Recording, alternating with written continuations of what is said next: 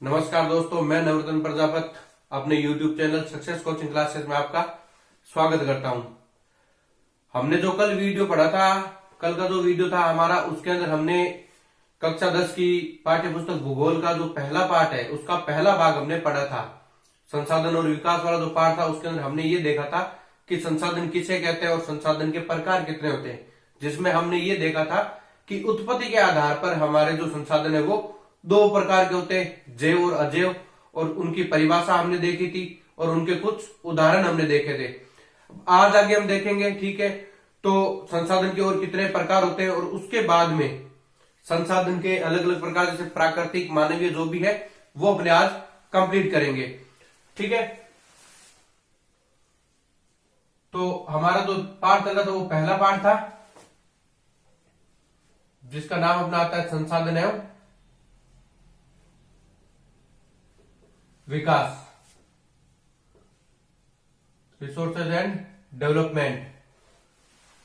ये अपना जो पार्ट है ये कक्षा 10 की पाठ्य पुस्तक जो भूगोल है उसका अपना पहला भाग था और पहला वीडियो हमने देख चुके हैं। अब अपना जो है दूसरा वीडियो आएगा आज, ठीक है। तो इसके अकॉर्डिंग देखो, हमने कल देखा था कि उत्पत्ति के आधार पर हमारे जो संसाधन है वो कितने होते हैं, दो प्रकार होते हैं। अब आगे अगर हम चलते हैं तो सेकंड नंबर जो आता है संसाधन का प्रकार, उस संसाधन के प्रकार में अपना सेकंड नंबर जो आता है वो है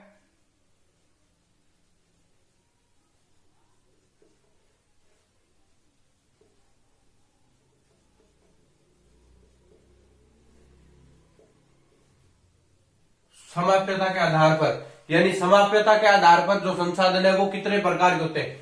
तो समाप्यता के आधार पर संसाधन हमारे दो प्रकार के होते हैं, जिसके अंदर एक अपने आता है नवीकरण योग्य,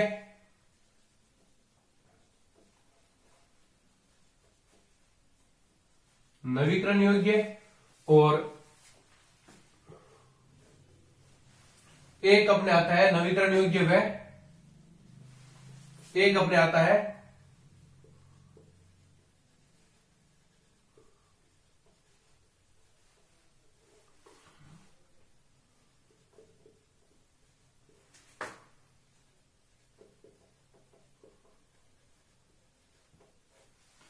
तो हमने देखा कि समाप्यता के आधार पर जो संसाधन है वो कितने प्रकार के होते हैं, यानी समाप्ति के आधार पर।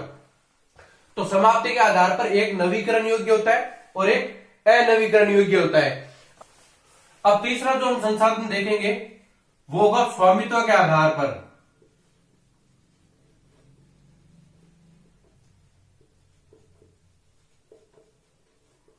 कि स्वामित्व के आधार पर संसाधन जो है ये कितने प्रकार के होते हैं। स्वामित्व के आधार पर अगर हम देखते हैं तो ये चार प्रकार के होते हैं। पहला जो प्रकार आएगा इसके अंदर वो होगा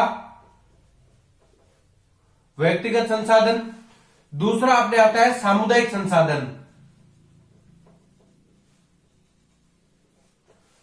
संसाधन, तीसरा अपने आएगा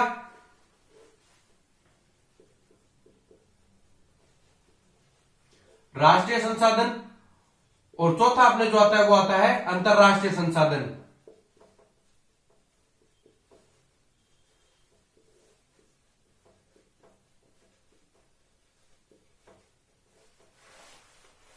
तो हमने ये देखा कि स्वामित्व के आधार पर जो संसाधन है वो कितने प्रकार के होते हैं। तो स्वामित्व के आधार पर संसाधन चार प्रकार के होते हैं, जिसमें व्यक्तिगत, सामुदायिक, राष्ट्रीय और अंतरराष्ट्रीय संसाधन। अब आगे अगर हम बढ़ते हैं तो आगे हम देखेंगे चौथा जो प्रकार है अपना, चौथा जो अपना प्रकार है वो प्रकार अपने होगा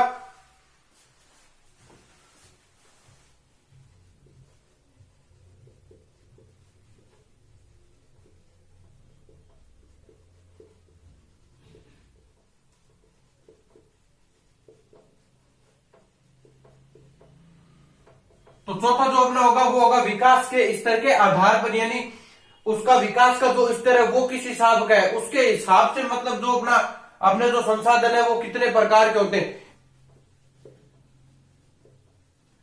एक संभावित संसाधन,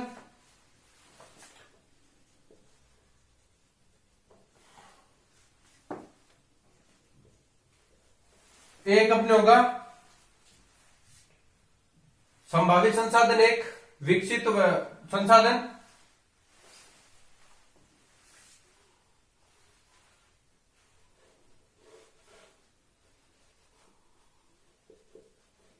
भंडार और कोष। ये प्रकार होते हैं विकास के आधार पर।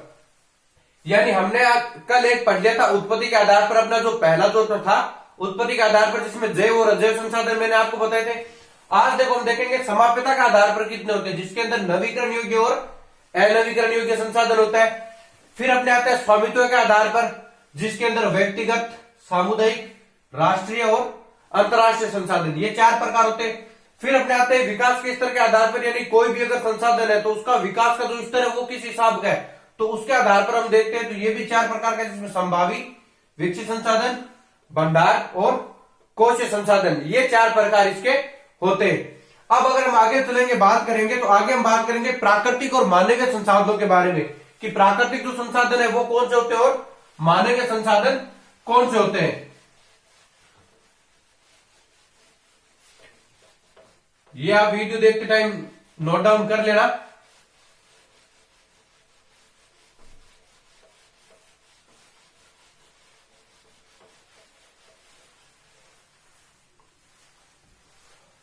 अब अगर मैं बात करूं संसाधन की, कल मैंने आप लोगों को बताया था कि संसाधन क्या चीज होती है। अब देखो संसाधन अगर देखते हैं तो संसाधन दो प्रकार के होते हैं। इसमें मैं बात करता हूं संसाधन कितने प्रकार के होते हैं, तो संसाधन दो प्रकार के होते हैं।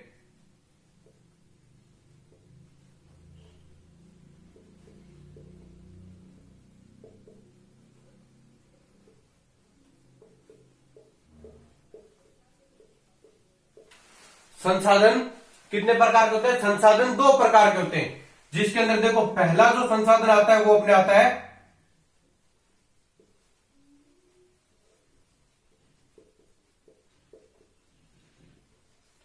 प्राकृतिक संसाधन, और दूसरा जो अपने आता है वो आता है मानवीय संसाधन। यानी ये दो प्रकार होते हैं संसाधन के, कि संसाधन कितने प्रकार के होते हैं, तो संसाधन में दो प्रकार के होते हैं। एक आता है प्राकृतिक संसाधन और एक अपने आता है मानवीय संसाधन। ये हमने देखा कि संसाधन के दो प्रकार है, वो दो होते हैं, एक प्राकृतिक और एक मानवीय संसाधन। अब अगर आगे बढ़ते हैं तो हम देखेंगे कि प्राकृतिक संसाधनों के अंदर कौन कौन से संसाधन है और मानवीय संसाधनों के अंदर कौन कौन से। अब यहाँ अपने को सीधा अगर देखते हो तो परिभाषा की तो इसकी तो हमें जरूरत नहीं है। वैसे अगर देखते हो जैसे प्राकृतिक संसाधन, यानी आप प्रकृति का नाम, प्राकृतिक नाम से हमें पता चल रहा है कि कौन से संसाधन जो हमें प्रकृति के द्वारा प्राप्त होते हैं, जिसके अंदर मनुष्य का कोई भी हाथ नहीं होता, यानी प्रकृति के द्वारा प्राप्त होने वाले संसाधन, वो प्राकृतिक संसाधन। फिर आते हैं मानवीय संसाधन, जिसके अंदर मानव ने क्या अपने ज्ञान और कौशल का उपयोग करके संसाधनों को निर्मित किया, वो होते हैं मानवीय संसाधन। अब हम देखेंगे प्राकृतिक जो संसाधन ये कितने प्रकार के होते हैं। प्राकृतिक संसाधनों में अगर बात करूं तो प्राकृतिक संसाधन दो प्रकार के होते हैं, जिसके अंदर मैंने अभी आपको बताया था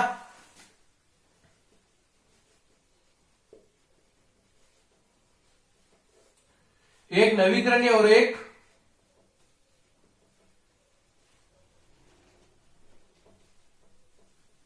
अनवीकरणीय। अब मैंने आपको यह बताया कि प्राकृतिक जो संसाधन है वो दो प्रकार के होते हैं, एक नवीकरणीय संसाधन और एक अनवीकरणीय संसाधन। अब अगर आगे यही बात बढ़ते हैं तो नवीकरणीय संसाधनों की हम बात करते हैं कि नवीकरणीय संसाधन में कौन कौन से हमारे संसाधन आते हैं। एक बार मानवीय संसाधन जो है वो मैं रफ कर रहा हूं, आप बाद में नोट डाउन कर लेंगे, इसका नंबर आगे आएगा उस समय हम इसको नोट डाउन कर लेंगे। अब देखो पहला आता है नवीकरणीय संसाधन।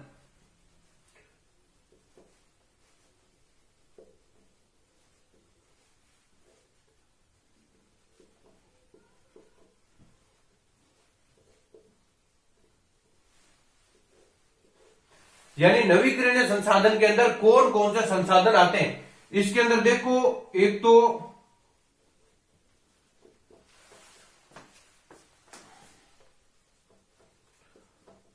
सतत या प्रवाह जो संसाधन होते हैं,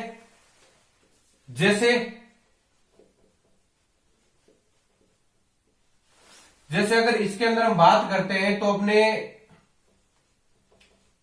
पवन ऊर्जा हो गई,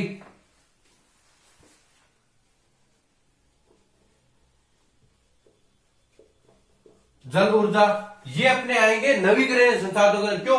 जैसे पवन ऊर्जा है, जल ऊर्जा, इन्हें हम वापिस क्या है उपयोग में ला सकते हैं, इन्हें वापिस नया बना सकते हैं। अगर एक बार पवन ऊर्जा खत्म होती है तो हम उसे दोबारा क्या है नया कर सकते हैं। तो इसीलिए ये क्या है नवीकरणीय ऊर्जा संसाधनों के अंदर आते हैं। नवीकरणीय के अंदर एक चीज और अगर हम देखते हैं तो एक संसाधन आता है जैव संसाधन,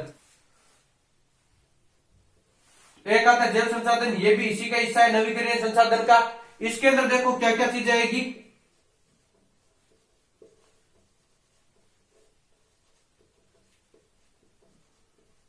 जैसे प्राकृतिक वनस्पति, पेड़ पौधे, ये जो भी है उसे हम क्या है वापस दोबारा न्यू बना सकते हैं। उसके बाद अगर हम देखते हैं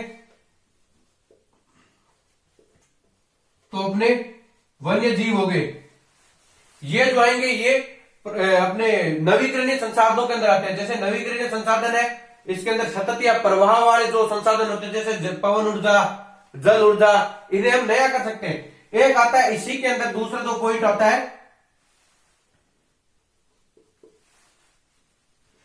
वो आता है जैव संसाधन, जिसके अंदर प्राकृतिक वनस्पति, वन्य जीव, ये सारे जो है ये अपने आएंगे जैव संसाधन के अंदर। ये अपने थे नवीकरण योग्य। अब अगर मैं बात करता हूं अनवीकरणीय योग्य की, कि अनवीकरणीय योग्य संसाधनों के अंदर कौन कौन से आते हैं। अब इसके अंदर अगर मैं बात करता हूं अनवीकरणीय योग्य की,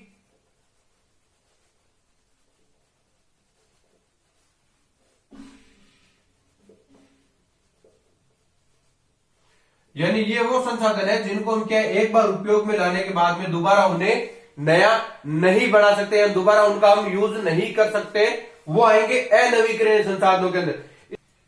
अब अनवीकरणीय संसाधन के अंदर अगर हम बात करते हैं तो उसके अंदर देखो पहला जो आता है अनवीकरणीय के अंदर अपने जो पहला आएगा वो आएगा पुनः चक्रीय। पुनः चक्रीय जैसे धातु। अब अनवीकरणीय के अंदर पहला कौन सा आता है पुनः चक्रीय, जैसे धातु का रूप हो गया, यानी धातु को हम क्या है दोबारा यूज कर सकते हैं। जैसे लोहा, सोना, चांदी जो भी है इनको हम क्या है दोबारा यूज कर सकते हैं। ये होते हैं अनवीकरणीय संसाधन। अब उसके बाद में एक और इसी के अंदर सेकंड जो आता है अनवीकरणीय के अंदर वो आएगा अपने अचक्रीय। अचक्रीय के अंदर देखो कौन से हो गए, जैसे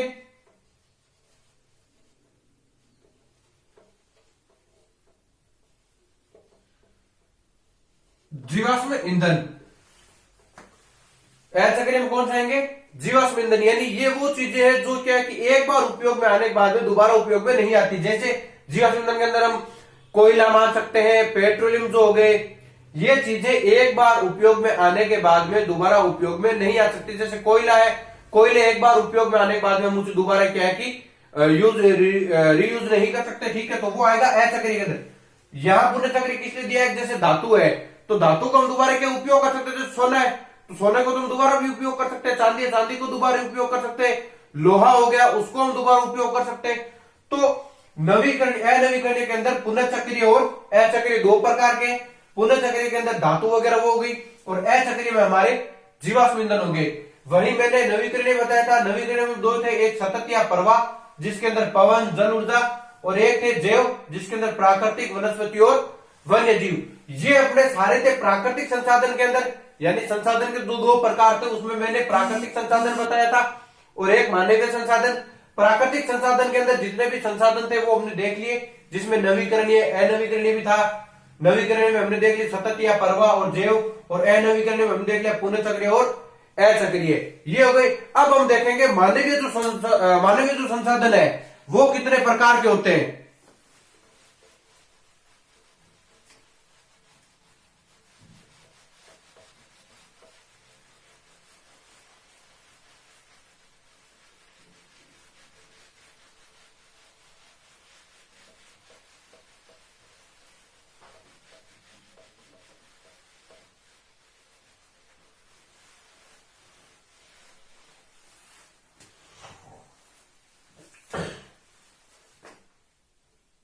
इसका संसाधन का जो दूसरा था मानवीय संसाधन।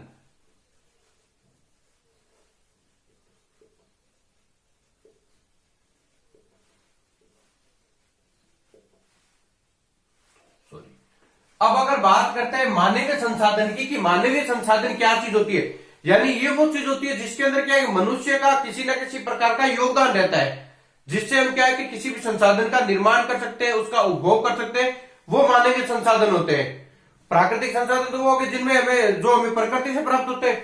मानवीय संसाधन वो हो गए जो उसका निर्माण जो है मानव के द्वारा किया जाता है, वो मानवीय संसाधन होते हैं। इसके अंदर अगर हम देखते हैं तो इसके अंदर पहला जो आएगा वो आएगा संरचनाएं और संस्थाएं।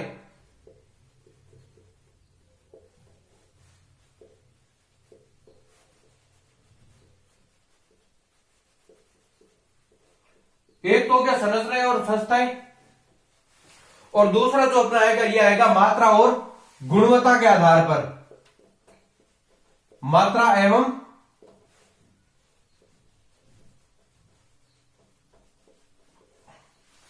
गुणवत्ता के आधार पर। ये हमारे हो गए मानवीय संसाधन। मानवीय जो संसाधन है ये दो प्रकार के होते हैं, जिसके अंदर संरचनाएं यानी जो निर्माण जो किया है व्यक्ति ने, मनुष्य ने जो निर्माण किया है उसकी संरचना किस हिसाब की है। संस्थाएं जैसे मैंने अभी बताया था निजी होती है, व्यक्तिगत होती है, राष्ट्रीय अंतरराष्ट्रीय, ये संस्थाएं होगी, उनके आधार पर। फिर मैंने आपको बताया था मात्रा और गुणवत्ता के आधार पर, यानी विकास के आधार पर जो हो गया, विकास का मतलब जो भी संसाधन है, मानवीय संसाधन जो बना रहा है उसकी मात्रा क्या है, उसकी गुणवत्ता क्या है, यानी क्वालिटी क्या है उसके अंदर, ये चीज। तो ये दो प्रकार थे हमारे आज, एक मैंने मानवीय संसाधन बताया और एक प्राकृतिक संसाधन। उसके अलावा मैंने आपको तीन और संसाधन बताए थे, तीन संसाधनों के प्रकार और बताए थे, जिसमें समाप्यता के आधार पर था, स्वामित्व के आधार पर था, विकास के स्तर के आधार पर था। ये अपने आज के इस वीडियो के अंदर हमने देखा था। अब अगला अपना जो वीडियो आएगा कल की क्लास में हम ये देखेंगे कि समाप्यता के आधार पर जो दो मैंने संसाधन बताए थे, जैसे नवीकरणीय और अनवीकरणीय, उनकी परिभाषाएं क्या है, नवीकरणीय संसाधन कौन से होते हैं, उनके उदाहरण क्या क्या है, अनवीकरणीय कौन से होते हैं, वो देखेंगे। उसके बाद में हम देखेंगे कि स्वामित्व के आधार पर जो मैंने संसाधन बताए थे चार प्रकार से, जैसे व्यक्तिगत, सामुदायिक, राष्ट्रीय और अंतरराष्ट्रीय, इनकी परिभाषाएं क्या है और इनके उदाहरण क्या है, कौन कौन से संसाधन होते हैं, ये जो अपने देखेंगे, ये हम अपनी अगली कक्षा में देखेंगे। आज की क्लास के अंदर अपना इतना ही है। अगर आपको कोई भी क्वेश्चन हो क्लास से रिलेटेड तो आप वीडियो देखने के बाद में कमेंट बॉक्स में कमेंट करके बता सकते हैं। उसका सॉल्यूशन जो है वो मैं आपको अगली क्लास में बता दूंगा। ओके, तो अगर आपको आज की क्लास अच्छी लगी है तो वीडियो को लाइक करें, शेयर करें और चैनल को सब्सक्राइब करें। Thank you.